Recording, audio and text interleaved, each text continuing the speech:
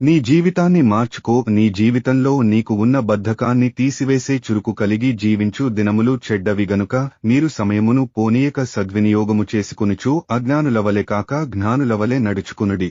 దేవుడు ఎప్పుడు దీవిస్తాడు, ఇంక ఎప్పుడు దీవిస్తాడు అని ఆలోచిస్తున్నావు కదా. నిన్ను ఖచ్చితంగా దీవిస్తా, ఖచ్చితంగా నేను నిన్ను ఆశీర్వదిస్తా. ప్రతిదానికి సమయం ఉంది. నేను ఏర్పాటు చేసిన సమయంలో ఖచ్చితంగా నిన్ను దర్శిస్తాను, నిన్ను దీవిస్తాను, ఆశీర్వదిస్తాను. నమ్మకంగా నా సన్నిధిలో నిందారహితంగా జీవించు. నిశ్చయముగా నిన్ను ఆశీర్వదిస్తాను.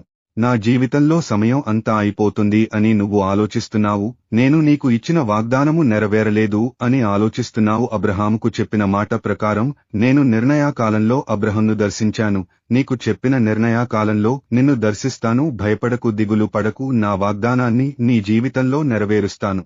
నా కుమారుడా, నా కుమార్తె, నీవు ఏ పని చేయాలి అన్నా భయం వేస్తుందా? అయితే నీవు భయపడకు, నిబ్బరం కలిగి ధైర్యముగా ఉండుము. దిగులు పడకు, జడియకు. నీ దేవుడైన యెహోవా నిన్ను ఆశీర్వదించును. నీ బ్రతుకు దినములన్నిట ఏ మనుష్యుడు నీ ఎదుట నిలువలేడు. నేను మోషేకు తోడై ఉన్నట్లు నీకు తోడై ఉంటాను. నా కుమారుడా, నా కుమార్తె, నీవు ఆర్థిక సమస్యతో బాధపడుతున్నావా?